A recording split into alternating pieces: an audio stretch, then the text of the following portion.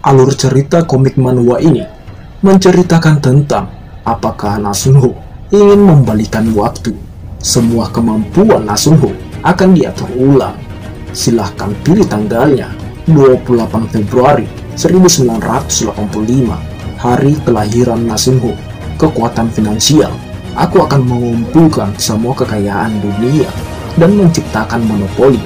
Saya akan memonopoli semua ruang bawah tanah di dunia ini selagi dunia masih damai, di mana sebelum The Day of Beginning akan dimulai.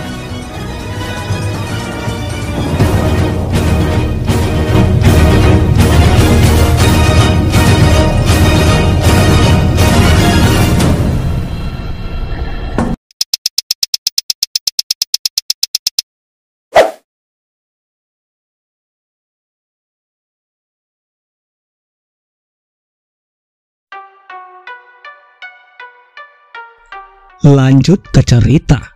Akhirnya, kini pertemuan Jonathan dan Sunho. Sunho bertanya, "Apa kau menyesal atas pilihanmu ini?" Dengan melusunya, Jonathan tentu membenarkannya. Menurutnya, ini sudah terlambat baginya untuk menyesal sekarang. Seberapa pentingnya nilai yang ada di laporan ini, aku bisa mengerti bagaimana kau bisa memprediksi penurunannya. Akan tetapi, bagaimana kau bisa tahu tanggal pastinya? Tanya Jonathan yang masih gelisah akan hal ini. Sambil menyeruput kopinya dengan santai, Sunho menjawab, "Jelas itu adalah perhitungan." Mendengar jawaban yang sangat singkat itu, karena tak ingin mempermasalahkan lagi akan hal ini, dan juga menurutnya dirinya sudah percaya atas keahlian Sunho. Oleh karena itu, Jonathan bertanya kembali, "Bisakah kau memberitahu strategimu lagi?" Dan Sunho menjawab, "Aku bisa memberitahumu, paling tidak bahan-bahannya saja." "Hah? Bahan-bahannya saja? Bagaimana dengan resepnya?" Tanya Jonathan yang makin penasaran. Melihat reaksi Jonathan membuat Sunho hanya menyeringai karena tak dapat jawaban. Akhirnya dirinya menyadari sesuatu. Oleh karena itu, Jonathan sudah tak penasaran lagi. "Ya, baiklah. Mulai dari sekarang, aku akan percaya apapun yang kau lakukan." "Oh iya, siapa namamu? Setidaknya, aku harus tahu nama partner bisnisku ini." Tanya Jonathan sambil memegang dahinya. "Namaku adalah Sunho," balas Sunho dengan tersenyum. Menurut Jonathan, Sunho adalah nama yang bagus. "Kalau begitu, baiklah Sun. Bagaimana dengan nama perusahaan ini?" "Namanya Jonathan dan Sun Investment." Namun Sunho dengan tegas menolak nama tersebut. Menurutnya, nama perusahaan tidak boleh ada namaku di sana. Jonathan menanggapi, "Apa kau merasa malu dengan itu?" Ya baiklah, aku punya simpanan $400.000. Akan lebih baik jika kita mengumpulkan lagi. Tapi itu semua yang aku punya sekarang ini." Mengetahui jumlah uang sebanyak itu membuat Sunho sedikit nampak terkejut. Dirinya berpikir seluruh kekayaannya senilai $400.000, tapi dia memberiku 51%-nya. Nampaknya dia pasti sedang tidak waras. Melihat Sunho hanya terdiam saja, Jonathan bertanya, "Apa kau tidak punya 1% pun untuk menambahkannya?" Sambil mengelakkan nafasnya, Sunho menjawab, "Jika aku memilikinya, ya tentu aku tidak akan repot-repot memanggilmu ke sini sampai ke Korea." Dan menurut Jonathan, itu ada benarnya. "Baiklah Sun, akan tetapi kenapa harus aku? Bagaimana kau bisa tahu tentangku?" Tanya Jonathan yang sangat penasaran akan hal ini. Dengan santai, Sunho cuman melihat halaman web perusahaanmu saja. "Hah? Itu saja? Apa kau berkata tidak masalah siapapun dia?" Tanya Jonathan. Apa kau kecewa?" balas Sunho sambil mengelakkan nafasnya. Menurut Jonathan, itu tidak masalah. Ya hanya saja kesempatan datang dengan cara yang sangat aneh ini. Itu tidak pernah datang saat kau benar-benar membutuhkannya. Mendengar jawaban Jonathan, menurut Sunho, kata-kata tersebut sangat familiar baginya. Dirinya pernah mendengar Jonathan mengucapkan hal yang sama persis sebelumnya. dia sebenarnya ingin menyimpan poinnya sampai dia bisa membuka Challenger Box. Alasan kenapa dia tiba-tiba menggunakan poinnya untuk membuka Master Box itu karena dia bermaksud untuk menjual item yang ada di dalam Master Box-nya. Walaupun begitu, yang dia dapatkan adalah skill terhebat yang hanya bisa ditemukan di Challenger Box itu. Probabilitas mendapat item yang sangat lebih tinggi daripada nilai boxnya, ya pastinya adalah mendekati keajaiban. Akan tetapi, keajaiban itu pun datang ke pria yang jelas sudah menyerah pada segalanya.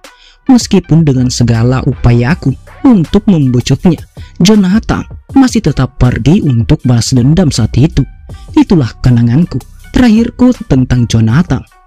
Aku mendengar kabar kematiannya melalui grapevine. Mimin jelaskan, komunikasi grapevine adalah komunikasi yang bisa dari mulut ke mulut. Ya, saat Sunho mengingat kejadian tersebut, Jonathan bertanya, "Mengapa kau memandangiku seperti itu? Apa kau tersentuh? Aku mendapatkan kesempatan ini. Tapi ya, sudah jelas jika kau adalah kesempatanku. Sekali saja, itu sudah cukup, Son." Dan dengan semangatnya, Jonathan meminta sekarang untuk diberi analisis perhitungan yang luar biasa lagi. Dengan serius, Sunho menjawab dan bertanya, "Apa kau akan tetap mengikutiku jika aku akan all-in?" "Ya tentu saja, aku sudah siap all-in untukmu," balas Jonathan. Oleh karena itu, Sunho pun memberikan sebuah dokumen kepada Jonathan. "Sekarang, tanda tanganilah dokumen-dokumen ini. Apa kau membawa ID-mu, Kang?" tanya Sunho. Namun melihat Jonathan yang masih bingung atas tindakannya, Sunho pun menjelaskannya. "Hanya ini satu-satunya yang bisa mengklarifikasi identitasku sekarang. 13 digit yang tertulis di sana itu setara dengan nomor keamanan sosial orang di Amerika." Setelah membaca dokumen tersebut, menurut Jonathan, 6 digit pertamanya. "Bukankah itu tanggal lahirmu, kan?" Dan Sunho pun membenarkannya. Setelah mencoba menghitung umur Sunho sekarang ini, begitu terkejutnya Jonathan mengetahui umur Sunho sekarang masih berumur 13 tahun. 13? Apa kau berumur 13 tahun? Tanya Jonathan yang tak percaya. Sambil menyaringai, Sunho tidak mengubris pertanyaan Jonathan. Sunho menjawab, "Hai Jonathan, sudah tidak ada waktu lagi bagimu untuk terkejut tentangku. Sekarang, mari kita bicarakan tentang bisnis." Sambil menunjuk dokumen analisis kepada Jonathan. Pada bulan Juni, minggu kedua, dari tanggal 9 sampai 13, menurut Jonathan, dirinya yakin pada periode ini, pasar saham akan jatuh sebesar 10%. Dan Jonathan bertanya, "Apa kau pikir Thailand akan menyerah minggu itu?" Namun Sunho tidak membenarkannya. Menurutnya, itu tidak akan membutuhkan waktu lagi sebelum mereka menyerah. "Ya lalu, kenapa kau menargetkan minggu kedua di bulan Juni?" tanya Jonathan lagi. Sunho menjawab, Hei, apa kau ingat apa yang aku katakan sebelumnya?" Mendengar jawaban Sunho, setelah mengingat-ingat lagi perkataan Sunho sebelumnya, akhirnya Jonathan kini sudah mulai mengerti. Bertanya-tanya, berarti Thailand hanyalah permulaan. Dan Sunho membenarkannya. Ketika pasar Thailand jatuh lebih dari 10%, ketakutan akan menyebar ke seluruh Asia. Dan ketika hedge fund menyerang baht, mereka akan mendapatkan pendukung. Dan tujuan akhir mereka adalah. Namun, belum selesai penjelasan Sunho, Jonathan menanggapi, Itu pasti Hong Kong, kan?" Namun, dugaan Jonathan disanggah oleh Sunho. "Kau salah. Ya tentu, itu tidak lain adalah Korea.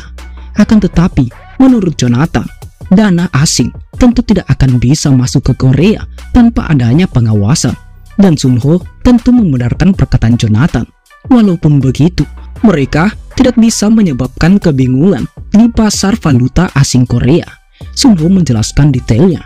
Apa yang menyerang Korea tidak akan menjadi keuntungan untuk hedge fund, dan itu akan menjadi ketakutan yang menyebar ke seluruh Asia Timur. Dan ketakutan itu akan menarik semua dana asing yang ada di Korea keluar dari sarangnya. Wow, jadi gelombang besar akan datang ya. Apa kau mencoba untuk menghentikan itu? Apa itu sikap patriotismemu? Tidak peduli seberapa jeniusnya kau tidak mungkin kau bisa menghentikan gelombang besar ini. Jawab Jonathan kepada Sun Ho sambil tersenyum.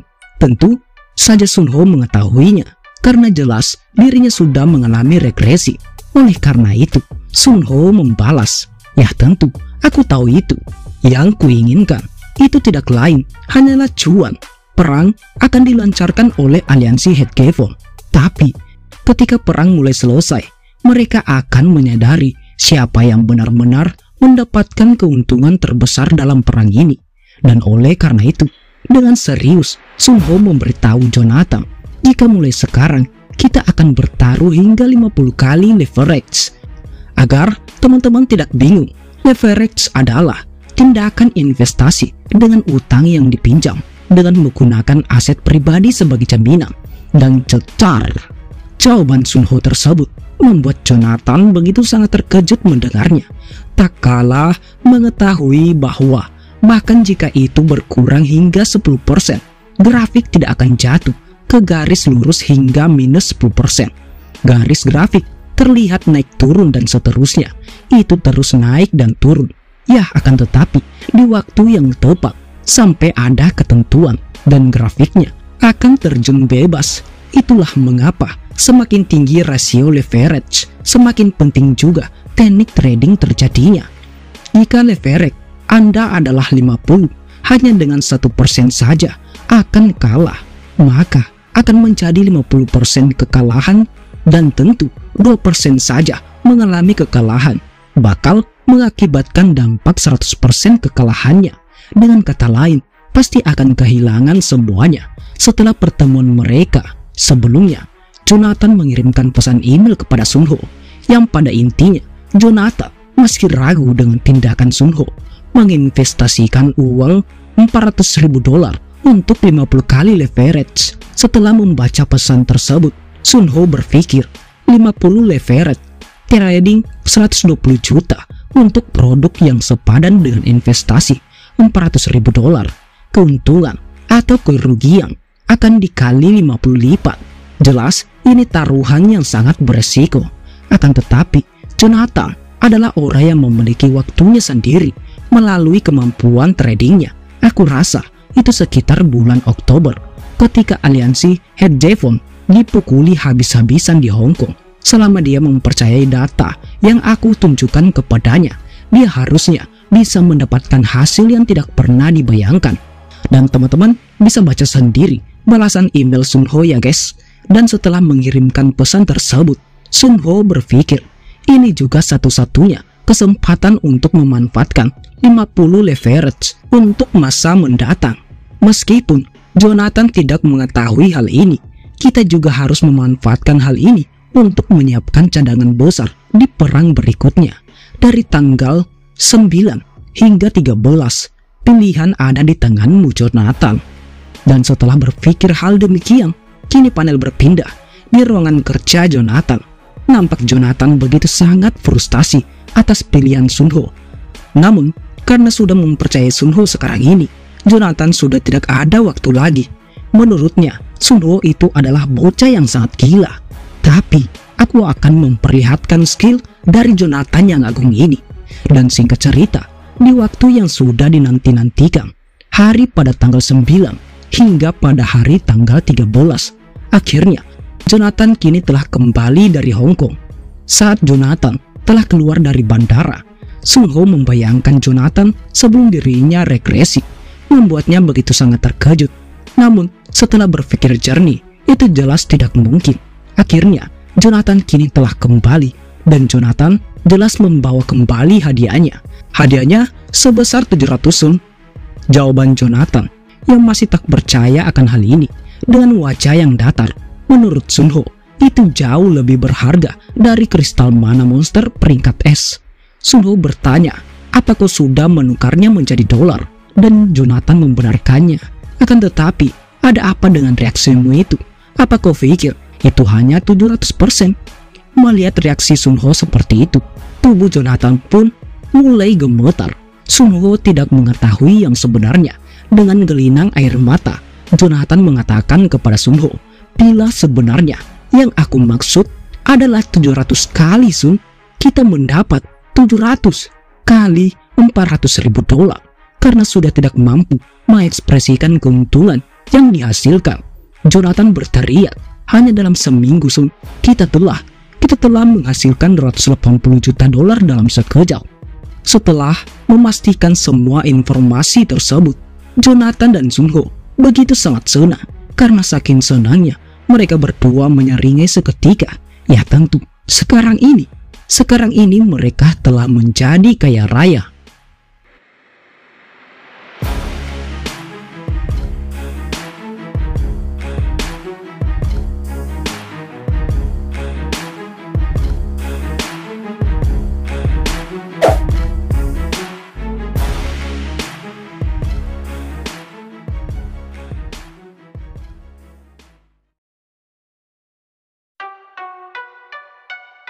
Setelah kejadian tersebut, di malam hari, Sunho membawa Jonathan menginap di rumahnya. Terlihat di rumah Sunho, Jonathan mengabari keluarganya jika dia akan tinggal di Korea sementara waktu. Setelah menutup teleponnya, terlihat Sunho tersenyum setelah mengecek semua dokumen yang ada di tangannya. Keringat bercucuran di wajahnya, mengetahui keuntungan 70.000% yang ditujukan Jonathan lebih baik dari dugaannya. Dan kita bisa melihat ekspresi Jonathan yang begitu sangat gembira atas keuntungan yang mereka dapatkan. Karena saking senangnya, dirinya masih belum bisa mempercayai semua yang telah terjadi kepadanya. Dan sekarang, menurut Jonathan, kita telah menjadi mayor hanya sekali percobaan. Jelas, Headgephone mayor yang hanya terdiri dari 2 orang saja. Hahaha, kamu sangat bersemangat ya. Oh iya, apa kamu tidak akan tidur? Jika begitu, ayo berbicara tentang apa yang kita lakukan ke depannya, ujar Sunho. Mendengarnya membuat Jonathan terkejut bertanya-tanya. Apa? Informasi hebat apa lagi yang ingin kamu rencanakan? Segera beritahu kepadaku. Melihat Jonathan yang sangat bersemangat, Sunho pun menjelaskan rencana mereka ke depannya. Ya, baiklah kalau begitu. Mari berspekulasi bahwa Thailand akan mencoba menerapkan sistem nilai tukar mengembang. Ini jelasin teman-teman, sistem nilai tukar mengembang itu tidak lain sistem nilai tukar di mana penawaran sampai permintaan di pasar valuta asing, singkatnya yaitu falas. Ya tentu akan menentukan harga mata uang satu negara. Jadi pemerintah tentu tidak dapat ikut campur dalam mempengaruhi nilai mata uang. Lanjut ke cerita. Dengan serius, Sunho memberitahukan Jonathan pada hari tersebut. Ambil saja hari itu sebagai hari hanya. Kita akan menggunakan semua dana leverage kita secara maksimal untuk taruhan. Tentu takkan ada rally selama penurunan itu nantinya. Ya, itu tidak lain penurunan satu arah. Takkan ada yang akan membeli sebuah penurunan. Dan Jonathan pun juga membenarkannya. Menurut Jonathan, penerapan dari sistem nilai tukar mengambang mungkin juga sebagai deklarasi kekalahan. Dengan hal ini, Sunho menyeringai sambil bertanya, jika seperti itu, akan jadi berapa banyak? Menurutmu, 200 juta dolar itu? Membuat Jonathan begitu sangat terkejut. Saking terkejutnya, matanya terbelalak, keringat mulai bercucuran di wajahnya setelah mengetahui rencana ke depan Sunho. Sambil terbata-bata, Jonathan menjawab, kamu ingin mengerahkan semua dana 200 juta dolar? Kenapa kamu selalu membuat jantungku serasa ingin berhenti saja? Yah, kamu pikir aliansi Headgephone akan tetap diam? Jika 200 juta dipertaruhkan pada jatuhnya nilai BAT dengan leverage maksimum begitu, dengan tenang, Sunho pun menjelaskan tujuan yang sebenarnya. Yah, itulah kenapa kita harus menyisakan remahan untuk mereka. Seperti yang kubilang tadi, mereka lah yang akan melakukan peperangan. Tapi menurut Jonathan, jika hari hanya salah, jelas kita akan kehilangan segalanya. Ini obrolan yang gila. Kau bahkan tidak memikirkan tentang menggunakan dana sebesar ini tanpa menggunakan lindungan nilai. Lagi-lagi, dia menjelasin ya guys, lindung nilai itu upaya untuk mengurangi atau meminimalisir resiko kerugian dari aset yang mengalami penurunan nilai. Dengan hal itu, Jonathan mengatakan, jelas kamu tak bisa melakukan ini kecuali dirimu adalah Tuhan itu sendiri. Mendengar kata Jonathan, Sun Ho berbalik melihatnya. Namun, tidak menggubris perkataan Jonathan. Dirinya hanya menatap dan tersenyum saat itu. Melihat tingkah laku Sun Ho yang seperti itu, Jonathan terkejut. Dirinya sangat bingung akan tindakan Sun Ho yang sangat gila ini. Yah, walaupun begitu, Sun Ho tak ingin membuat Jonathan begitu sangat frustasi. Oleh karena itu, Sun Ho menjelaskan, bila ada data yang perlu kita susun mulai besok, kita perlu memeriksa beberapa persentase dari transaksi mata uang asing Thailand yang kita rampok dengan 280 juta dolar yang sudah telah kita dapatkan. Akan tetapi, menurut Jonathan, jelas itu bukanlah data yang bisa kita peroleh dengan sangat mudah. Lagian, memangnya kamu bisa melakukan kalkulasi dengan cara itu? Tanya Jonathan kepada Sun Ho. Mendengar pertanyaan tersebut, Sun Ho berpikir, aku hanya harus membandingkannya dengan situasi pada 2 Juli yang tercatat dalam sejarah. Jika diperlukan, kami juga bisa menurunkan tarif leverage dan memulainya pada tanggal 1 Juli. Dan karena itu, Sun Ho bertanya balik, kamu pikir kenapa aku menyebutnya pertaruhan 200 juta dolar itu? Sisanya yang 80 juta, sisanya harusnya cukup untuk menciptakan titik kontak dengan kepala dari Bank Pusat Thailand kan? Dengan jawaban dan pemikiran seperti itu, membuat Jonathan begitu sangat tak percaya dengan umur Sun Ho. Dengan umurnya yang sekarang ini meranjak 13 tahun, Sun Ho mampu berpikir seperti layaknya orang dewasa saja. Dan oleh karena itu, itulah kenapa Sun Ho menyuruh Jonathan untuk harus pergi ke Bangkok. Ya Tuhan, jika aku membuat kesalahan, aku mungkin akan ditembaki, jawab Jonathan. Itu tidak akan terjadi, balas Sun Ho. Thailand harusnya tahu bahwa kekalahannya kini sudah dekat. Mereka akan mengambilnya sehingga dapat merencanakan untuk dampaknya. Mendengar Sun Ho sudah berniat melakukannya, Jonathan pun ingin mencoba untuk menghentikannya. Kendati demikian, Sun Ho mengatakan pada tahun 1997, tentu itu akan menjadi masa kejayaan kita. Oleh karena itu, Jonathan, ayo kita kerahkan segalanya, ujar Sun Ho tersenyum menyeringai. Setelah diskusi, mereka berdua telah selesai. Singkat cerita, keesokan harinya, nampak Jonathan terlihat masih sangat gelisah. Akan tetapi, matanya kelihatan seperti awakener yang melangkahkan kakinya ke dalam dungeon.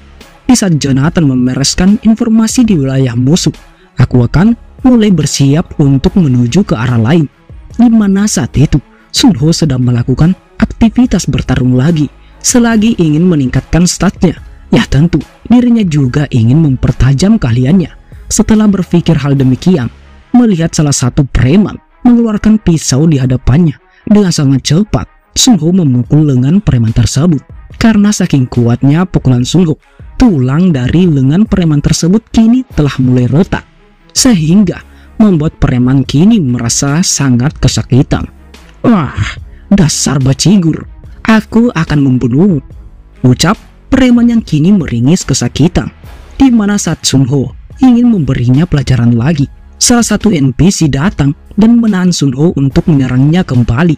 Walaupun begitu, Sun Ho mengatakan ke preman tersebut, apabila kamu tidak sepatutnya mengeluarkan pisau jika kamu takut dibalas. Apakah aku mengatakan hal yang salah? Namun NPC yang melarainya berkata, hei Bung, aku kan sudah bilang untuk diam saja. Lagi-lagi, Sun Ho menjawab bahwa sebenarnya dia ini sangat terkenal dengan sifat bangsatnya. Bahkan ada rumor mengatakan bahwa dia memiliki koneksi dengan sebuah organisasi. Mengetahui apabila Sun Ho mengetahui banyak tentangnya, preman tersebut mengatakan, ya rupanya kamu tahu betul siapa aku ya. Sekarang kamu benar-benar sial hari ini. Jelas, aku takkan membiarkannya lewat begitu saja. Merasa dirinya telah diancam, membuat Sun Ho makin sangat tertarik akan hal ini. Mengetahui Sun Ho tidak takut dengan ancamannya, membuat preman itu menggeram kesal. Oleh karena itu, preman tersebut kini bergegas kembali. Ya tentu saja, dirinya akan melaporkannya kepada rekan organisasinya. Singkat cerita, di malam harinya, di suatu tempat, di markas organisasi preman tersebut. Dan akhirnya, Sun Ho pun kini datang ke markas itu. Dan kita bisa melihat begitu banyak para preman yang berkumpul di markas itu. Melihat Sun Ho datang kepadanya, salah satu preman berkata, "Ada apa dengan bajingan ini? Apa dia ingin mati?" Namun di sisi yang lain, preman yang sudah dibuat babak belur sama Sun Ho begitu sangat kebingungan. Apaan ini? Bertanya-tanya di dalam hatinya. Orang itu telah memancing keributan ketika dia harusnya bersembunyi sekarang ini. Di sisi Sun Ho, sambil mengamati jumlah para musuh yang ada di sekitarnya, Sun Ho berpikir terlalu sulit menaikkan stat dengan melakukan latihan normal saja. Dan oleh karena itu, inilah waktunya untukku untuk memastikannya. Setelah mengatakan hal demikian, serentak para preman itu pun sentak ingin menghabisi Sun Ho. Walaupun begitu, dengan cepat Sun Ho menendang wajah salah satu preman yang ada di hadapannya. Merasakan dua keberadaan musuh di belakangnya, Sun Ho pun berpaling, melesat memberikan uppercut tepat di wajahnya. Setelah mendapatkan pijakan kembali, Sun Ho segera melompat dan menyerang salah satu preman dengan lututnya. Setelah menghabisi 3 preman itu, salah satu preman bertubuh besar telah berada tepat di belakangnya, dan saat preman tersebut akan mengantamnya menggunakan kayu, Sun Ho dengan cepat menunduk menghindari serangan itu. Dan di saat itu juga Sun Ho menggenggam wajah preman itu. Tak kalah ia ingin membenturkan wajah preman tersebut ke tanah, salah satu preman datang dan menghantamnya dengan batu bata, membuat Sun Ho tersungkur jatuh ke tanah. Merasa Sun Ho sudah tak bisa lagi berdiri, preman yang memegang batu bata itu kini membuang batanya. Ya, menurutnya bajigur ini cukup merepotkan. Namun tak selang lama, Sun Ho kini bangkit kembali dan dengan cepat menggenggam kerah baju preman tersebut. Sekuat tenaganya, Sun Ho mengangkatnya dan membanting preman itu ke tanah. Setelah menghadapi beberapa preman tanpa menggunakan kemampuan awakennya, nampak Sun Ho cukup sedikit kewalahan. Kita bisa melihat cairan merah kini mulai mengalir di wajah Sun Ho. Sun Ho berpikir, ini adalah perasaan yang pernah kualami sebelumnya. Celah-celah yang kulihat di antara rentetan serangan itu rasanya seperti sistemnya sedang meneriakiku untuk menggunakan kemampuanku yang sebenarnya. Akan tetapi, jika aku menggunakan kemerahan Odin di sini, sebuah rencana hebat pasti akan terjadi.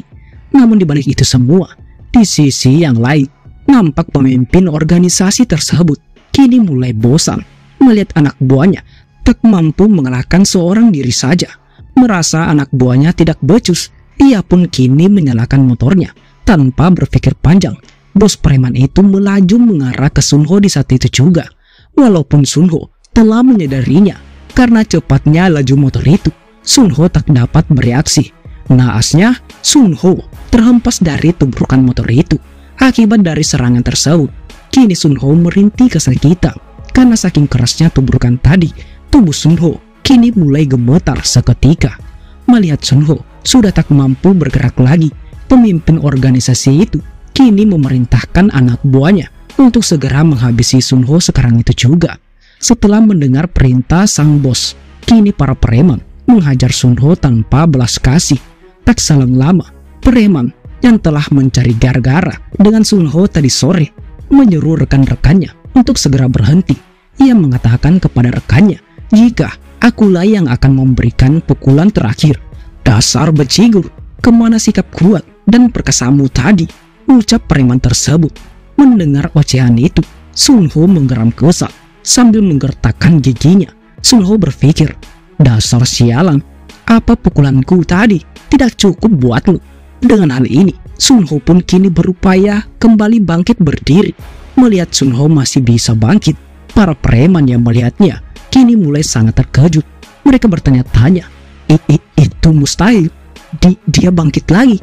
Apa dia itu monster? Melihat Sun Ho berupaya kembali bangkit, ia pun nampak sangat kesal. Hahaha, kau berusaha berdiri ya? Dasar bajingan. Ayo kita lihat, apa kamu masih bisa berdiri setelah ini? Ucap preman tersebut sambil berlari, menendang wajah Sun Ho dengan sangat kuatnya. Akibat serangan tersebut, Sun Ho kini terhempas, memuntahkan banyak cairan merah dari mulutnya. Di tengah kesadarannya akan mulai menghilang.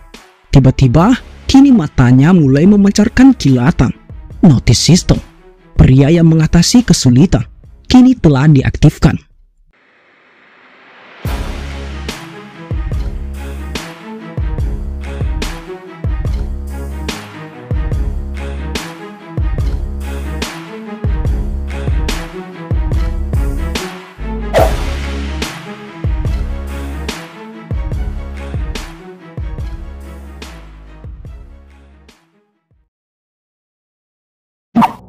Par hari ini telah selesai.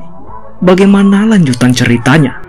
Jadi, bagi teman-teman yang ingin lanjutan cerita kali ini, teman-teman bisa support Mimin lewat like, komen, dan jangan lupa subscribe channel ini. Dan bagi teman-teman yang ingin support beliin Mimin kopi, teman-teman bisa cek link di deskripsi. Di sana ada link sawernya Mimin. Oke, mungkin sampai di sini saja video kali ini. Terima kasih semuanya. See you next time. Bye bye.